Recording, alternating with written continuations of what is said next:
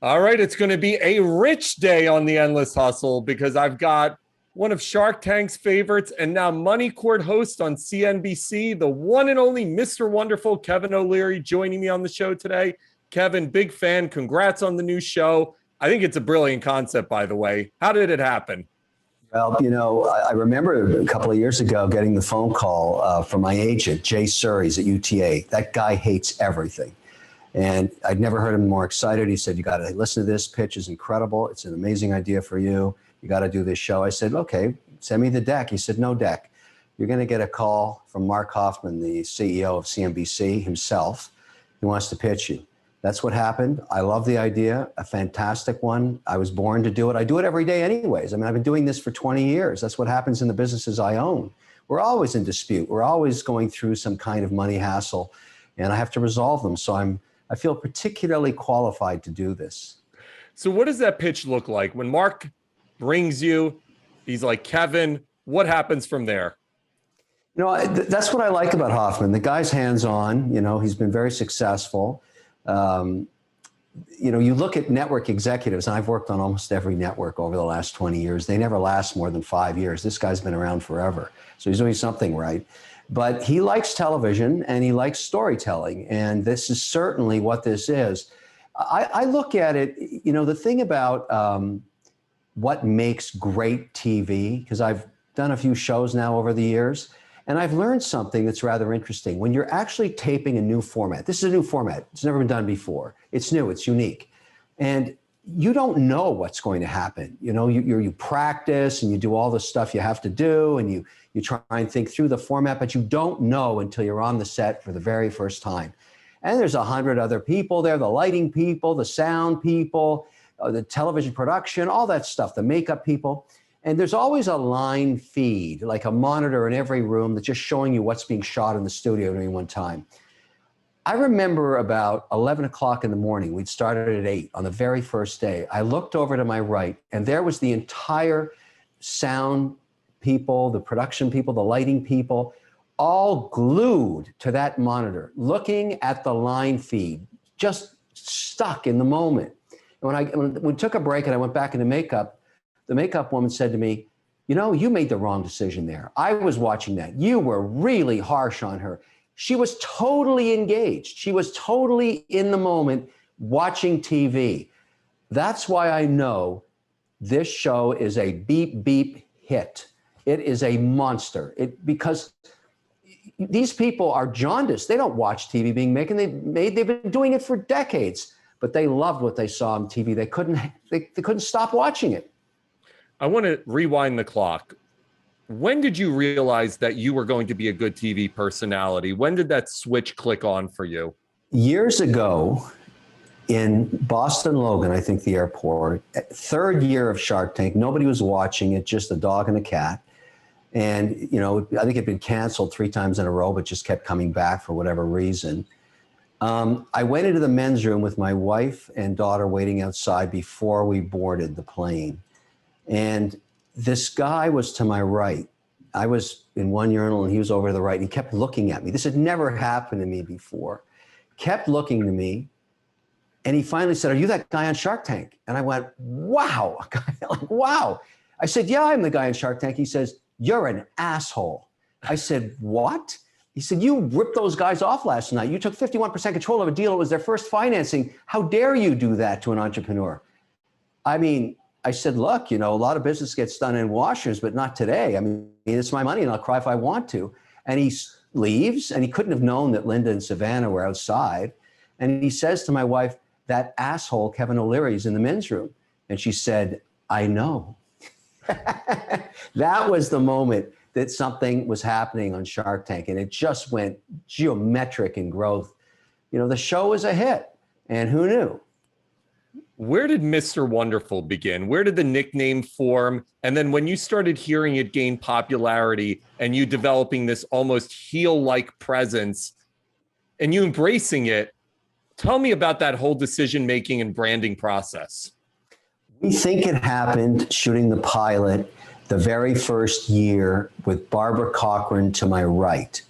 And, I remember, that day, and the whole different set and everything. But we had never met each other. We just met each other in the makeup chair an hour before. And, she and I, went at it a little bit she didn't like my offer. She didn't like royalty deals. She didn't like anything. She was being sarcastic and facetious, calling me Mr. Wonderful. And I said, yeah, I am Mr. Wonderful. I made a great offer. And so I think it kind of stuck from there. We're trying to find that tape from years and years ago. But Barbara and I are very close friends now. She's a great cook. When we're in New York, we've been working together for 13 years. And, we'll be shooting Shark Tank again next week. And the only reason she's going to make it to LA on time is I bought her a new broom. I love, though, how you embraced the heel persona. You pretty much said, let me go all in. It's like a WWE superstar. It's like, I'm going to be the bad guy and I'm going to love it. Do you enjoy that persona? I mean, it seems like you've really embraced it. My mother taught me something years ago. She said something to me that I never put any weight on until much later in life. Unfortunately, after she passed away, so I never got a chance to thank her. But she said to me, I think when I was 14, if you always tell the truth, Kevin, you'll never have to remember what you said. Now, the trouble with that is that it gets you in a lot of trouble because most people don't want to hear the truth. It's uncomfortable for them, particularly in business where it's binary. You think about money court, these are difficult challenges, but you got to tell the truth because money's binary. Either you make it or you lose it. And the truth is going to catch up with them anyways. So I'm that guy that tells the truth. I'm the only guy that tells the truth. And it may be uncomfortable, but it's still the truth. There's nothing you can do to change it. And I think that's what gets me the nomenclature is the mean guy. And I must say, after all these years, we've won 4 Emmys. And I think we're on in like 23 countries or something. A couple of years ago, I was in Geneva taking a train to Zurich in Switzerland. And this Austrian couple came up to me and said, are you that mean guy on Shark Tank? I said, I'm not mean. I just tell the truth. And they said, you're the most hated guy in Austria. Can we get a wedding picture with you? And that was the same year I won the Most Evil Man on Television award, something I'm really proud of. I heard Cuban on another show recently talking about how he got his start because he ended up doing a cameo on Entourage. And that ended up leading to the Shark Tank role. How did you end up getting Shark Tank? How did it materialize for you? I was shooting a show called Project Earth for Discovery Channel in London, England, when I got a message from Mark Burnett, who said, I want to meet you for breakfast at Shutters tomorrow in Santa Monica. I have a new show I'm doing. I want to pitch you on. And I said, Mark, I'm here in London. I can't do that. I said, no. You want to get on the plane and fly all night and meet me for breakfast.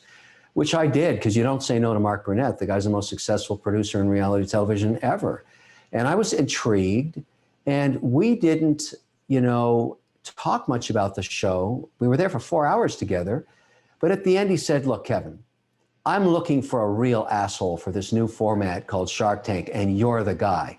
Don't go changing. We need that asshole. And I said, I'm your asshole. Okay, I got it.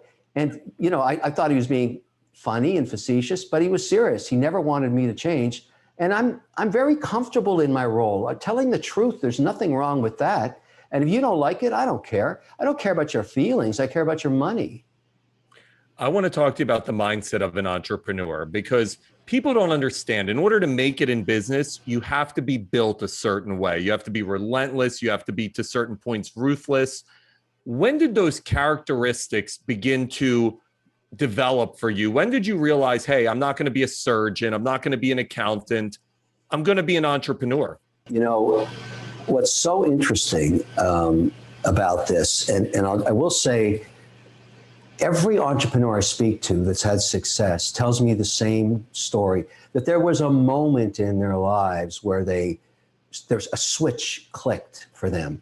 And for me, that was in an ice cream store decades ago when I was in high school. And I got this job scooping ice cream because the girl I was really interested in was in the shoe store across the mall. She could see in to the ice cream parlor. And I figured when, we'd go after work or after school to go work for a couple hours and then they would get together afterwards. That was my plan. And the first day I was there, when you're a scooper, you're often giving samples of ice cream to people that are in the line in front of where all the tubs are displayed. And it's on a little wooden stick, but they take their gum out of their mouth and they throw it on the floor before they sample the ice cream. So at the end of the day, there's a ton of gum there. And the owner, who was a woman, said to me, look, Kevin, before you leave, you've got to scrape all the gum off the floor. That's part of the job. I said, no. I was hired as a scooper, not a scraper, because I didn't want the girl she was waiting for me, and I'd want her to see me on my knees scraping gum. So I said, no, I can't do that. You got to hire a scraper for that. I'm a scooper. And she said, no, I own the store. You're an employee. You'll do whatever I say. I said, I'm not doing it. And she said, you're fired. And I didn't even know what fired was, but I figured it out in the next few minutes. It was incredibly humiliating. But I realized that moment that in the world, there's two types of people. There's the people that own the store, and there's the people that scrape the shit off the floor. And you have to kind of decide which one you are. And I'm not dissing being an employee. There's nothing wrong with that. 2/3 of the world work for people, and I get it. You can be a great employee and you can have a great life.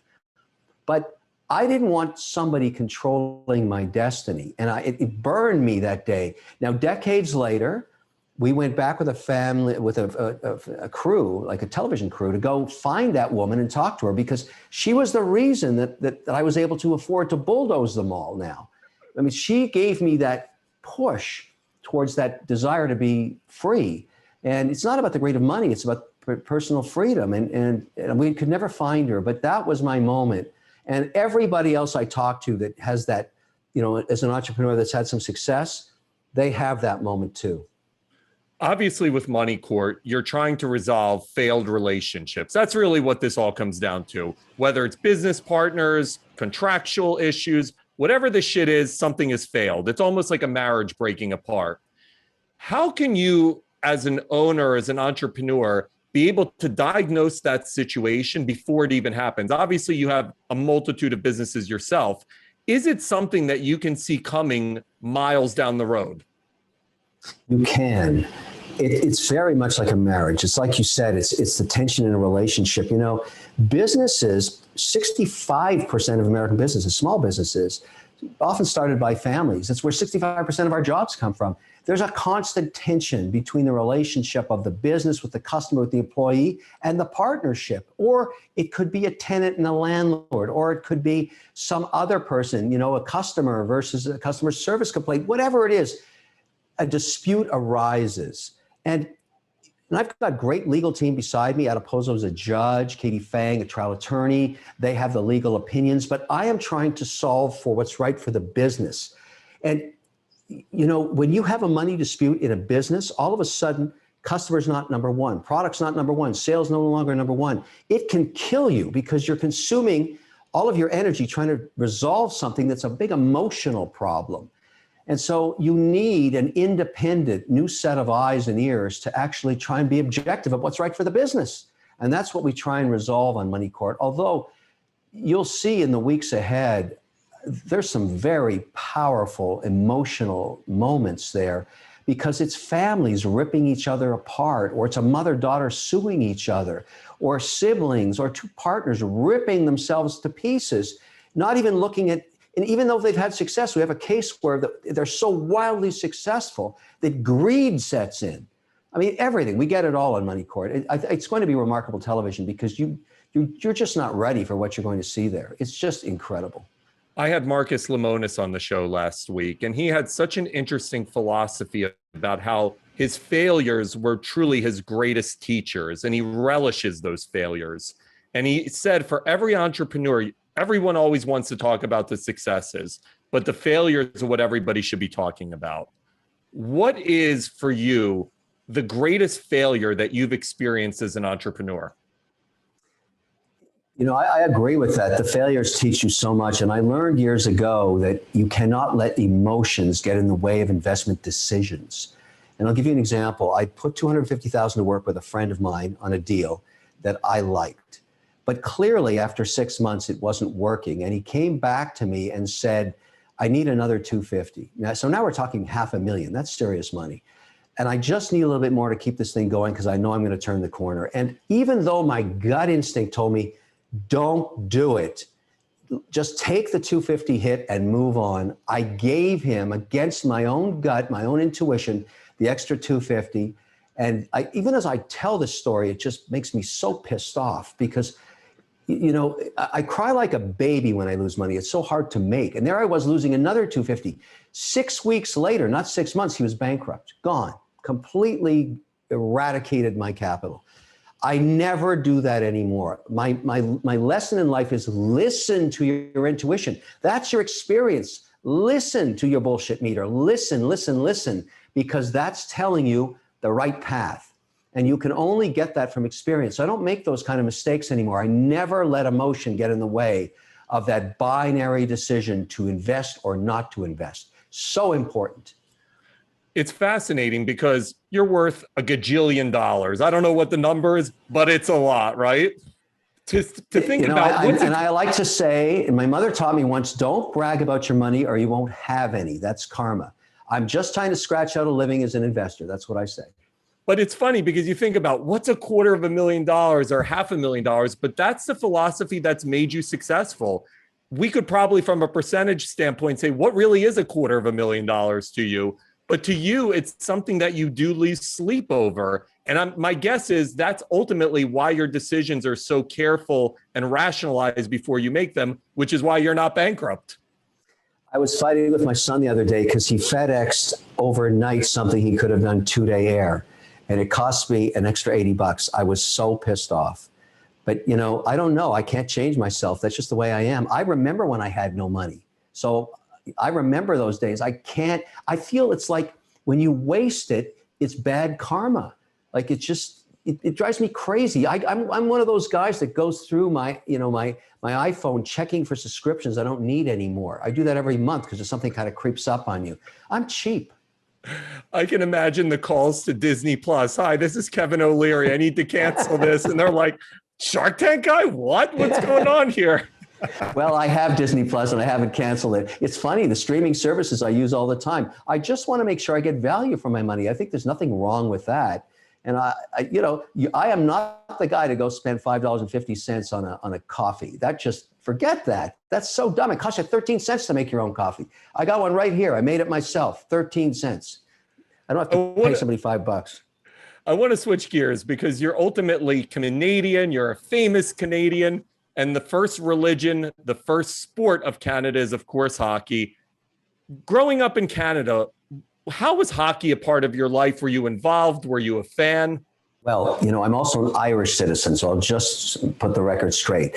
My father was Irish, my mother was Lebanese, and they immigrated to Canada, which was a great place to come to at that time, Montreal, Canada. I do have a history with hockey.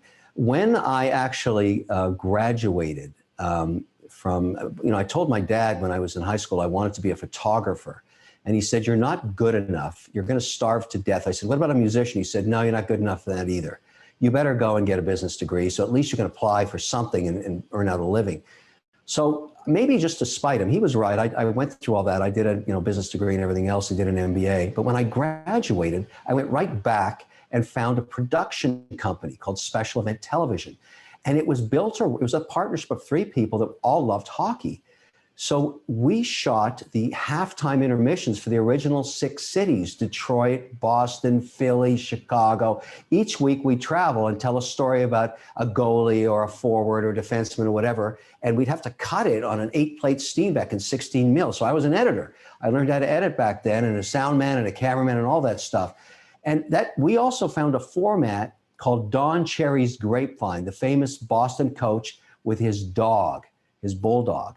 And that thing was a wild hit. It went on all over the East Coast on cable and then eventually onto the networks. And one day somebody called me up and said, Kevin, do you own Don Cherry's Grapevine? I said, yeah, well, we want to buy it off you. And that was when the light went off. That was my first deal. I came up at the time when Gretzky came into the league. So I would be sitting there in every game on a Saturday, right beside Gretzky in the stands, shooting the intermission stuff. It was a magical time. It was amazing. And those teams, it was just when the Russians were coming into the league and all the controversy about their different style and, all of the things that went on when the first World Cup of hockey, when North American teams, Echeverry and all these famous families that went to see this stuff, Gump Worsley, all this stuff. And I just loved it. I had a great time. I worked in hockey for about 7 years. Speaking of Montreal, they made the Stanley Cup final run this year. What does that mean to that city? As a native yourself, what does that team how does it translate to the lifeblood of the city? Well, when they all get back from Tampa, they'll be executed. That's what's going to happen to them. They haven't been near that cup since the Beatles were on the radio. I mean, it's been brutal. So, you know, it was a heartbreaker, but I watched every game. There was no way they were going to beat the Lightning. I mean, those guys were such a level above them, and they had the legs. And I'll tell you something about the Stanley Cup Finals. I don't care what year you look at. It's all about who's hot in nets, which goalie gets hot. Because at the end of the day, it's that, you know, you think about that last game, 1 goal. That's it. You know, it's because the other side, they had a fantastic goalie. The guy was on for that day, and that's all you need to win the Stanley Cup. The tail of the Stanley Cup is always the goalie. Agreed. We're seeing so many billionaires, celebrities get into sports ownership. Obviously, one of your castmates is one of the most famous sports owners in the world, Mark Cuban. Is that something that you would want to potentially get into? Is it a profitable business? Is it more of a show-off business? What are your feelings on sports ownership? Most sports teams lose money. The way you make it is you make the assumption of capital gains over a period of time. And that's certainly been the case in the major leagues. I mean, if I was going to own anything, I would want it to be football because I'm very passionate about, you know, I remember when Buffalo was for sale, there was a syndicate being put together and I was able to get a sliver of that, but we were not successful in ever acquiring the team. It was going to be a situation where they moved it to Toronto, Canada. And a very famous family out of Vancouver was looking at doing the bid and was looking for other people to invest. It would have been an honor to be an owner and, you know, just to be part. I love football. I watch, you know, Sundays, you can't interrupt me. I go in the basement and you got to leave me alone. But it's sort of, you got to be passionate about the sport itself. And then ownership is a very difficult challenge because, you know, even that team was losing a ton of money. I mean, it's sort of, you have to be able to sustain the annual cash flow hit with the assumption that 10 years later, you're going to get a 10x, 20x on what the value of the team is. And I think, you know, under those circumstances, it's like owning private planes. It's a good analogy. I've done that. It's a really stupid thing to do. You lose so much money on an annual basis. You might as well just lease them. But you can't lease a sports team. That's the problem. Shark Tank, how does that change your ability to do business? Because I'll talk to Bravo personalities. Even Lemonis last week talked about how the prophet created the ability to do more business because he essentially became a celebrity. When Shark Tank becomes a hit, and now you're Mr. Wonderful, you're Kevin O'Leary from TV, and you're walking into a meeting, is there a different response? Does it open up more avenues? How does that whole game work when people know who you are now? The real secret sauce of Shark Tank, and nobody knew it was going to become such an incredible, iconic platform. Nobody had any idea. I mean, ABC, Sony, Disney, you know, MGM, Mark Burnett, it was an unknown. It was a risk. Although it had been successful before in other countries under the nomenclature of Dragon's Den, which is owned by Sony and it's on in England and it's going to its 18th season, it wasn't an immediate success in the United States. But because the, you know, financial crisis was over, people were starting to explore entrepreneurship, and it's grown into the platform it is. But I'll tell you the secret sauce of it. The number one reason companies go out of business, 8 out of 10 fail in America after 36 months for one singular reason. They're never able to get their customer acquisition costs below the lifetime value, a fancy way of saying they go bankrupt advertising.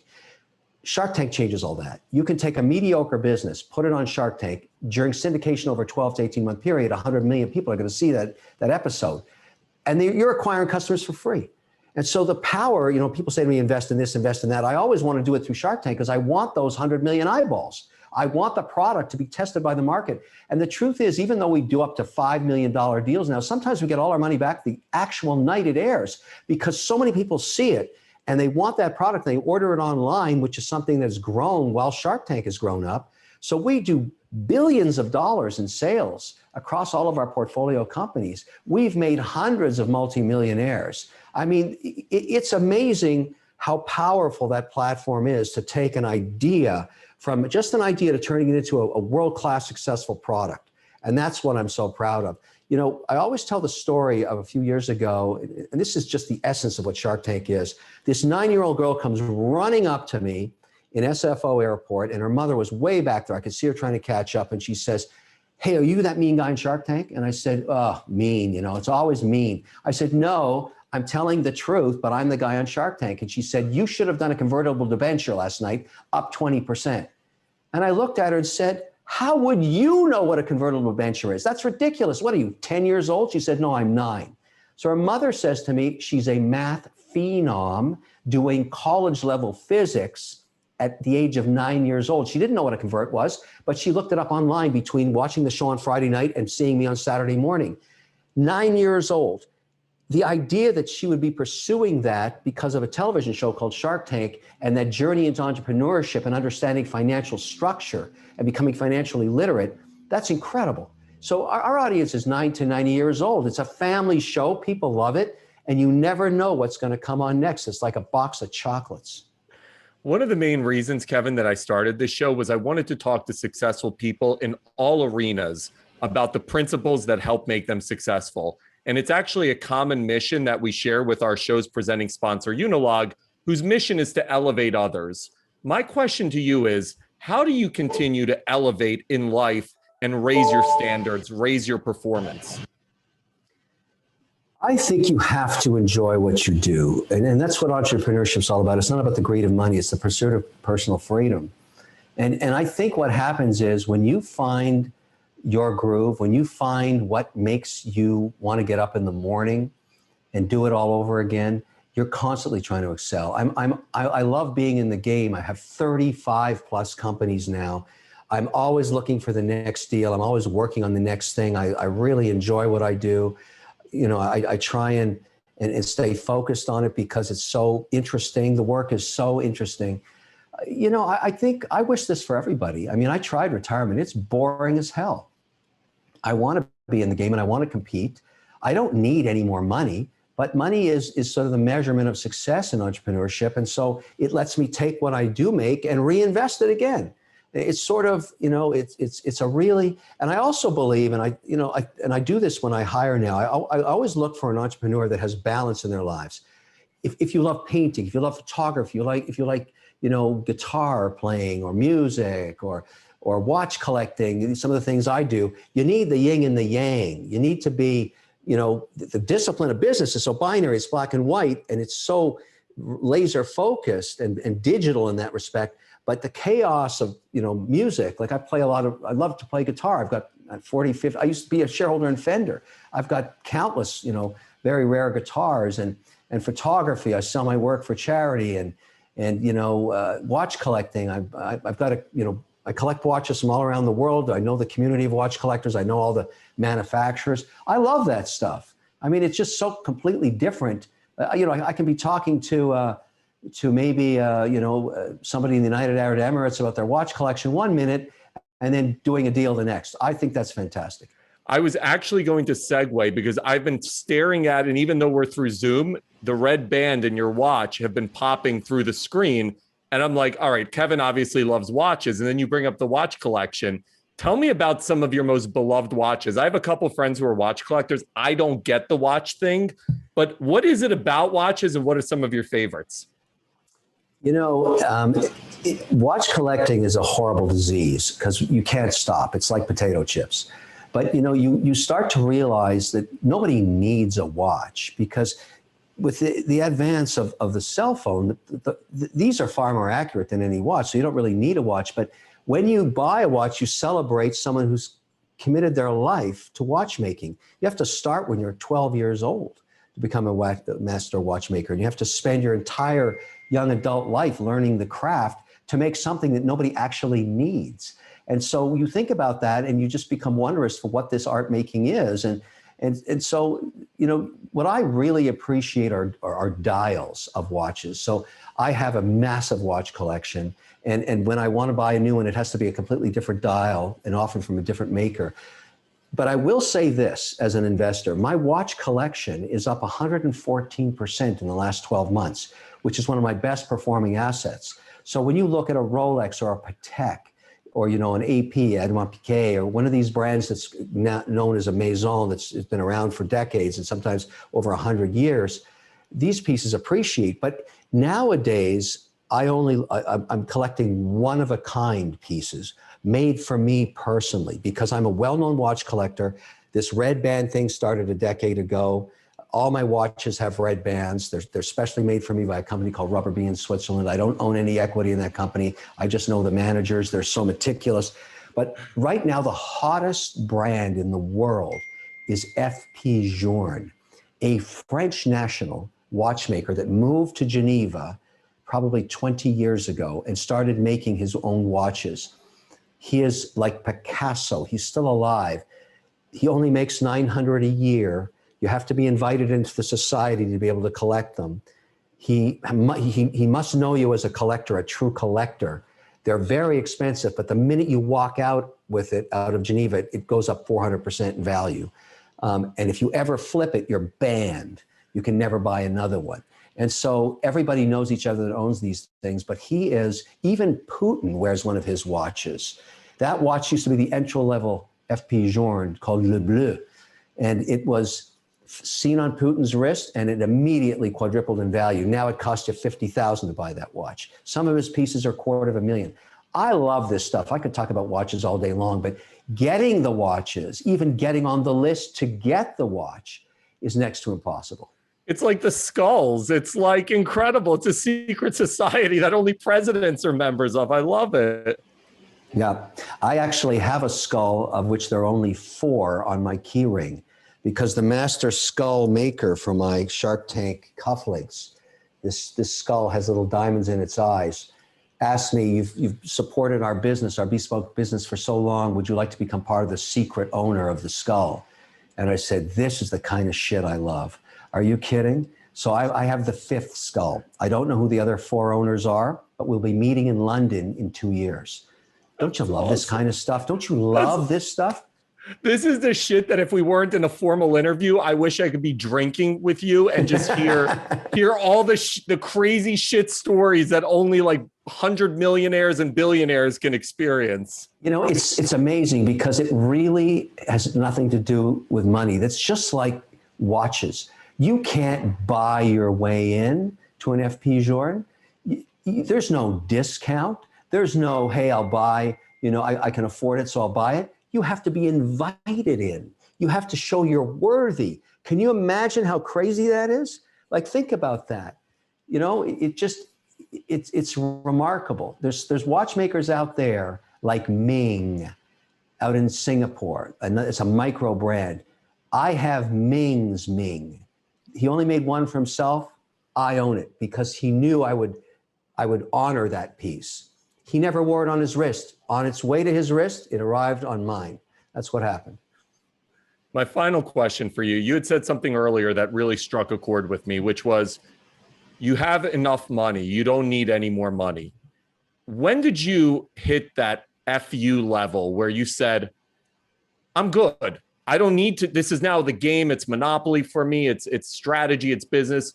What was the FU level where was the FU level for you where you said, I'm good?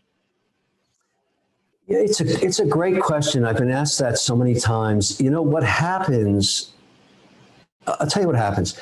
And I've talked to many other entrepreneurs that have had, great financial success. You're working your ass off. You're so into your business. You're working 25 hours a day. And one day you wake up. I remember when Mattel bought the Learning Company for $4.2 billion. And I woke up the next day and I said, shit, I'm really rich. Like, how'd this happen? I wasn't even thinking about it. And all the guys came into the office the next day and we looked at each other and said, what do we do now? Like, it was really, really remarkable. And I don't know how to explain it. I've never really been into the whole, more money, more greed. I'm not a car guy. I'm not a boat guy. I've owned some airplanes in the past and all that stuff. But I'll tell you what has kept me kind of grounded or anchored.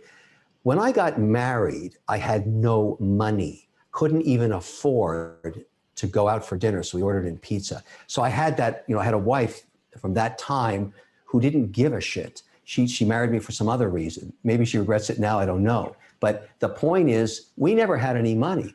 And as the whole thing took off, she still doesn't care. She just doesn't care. she can have anything she wants, but that's not what she's about. And I think she's raised our kids that way too. I'm very proud of that. We're not into the gilded life. I can afford anything I want, but I don't do it because I don't care. I want to do the things that I really love, like the watch thing. You know, yes, I pay a lot for watches. I walk back in the house with another piece and my wife says, "What, are you an idiot?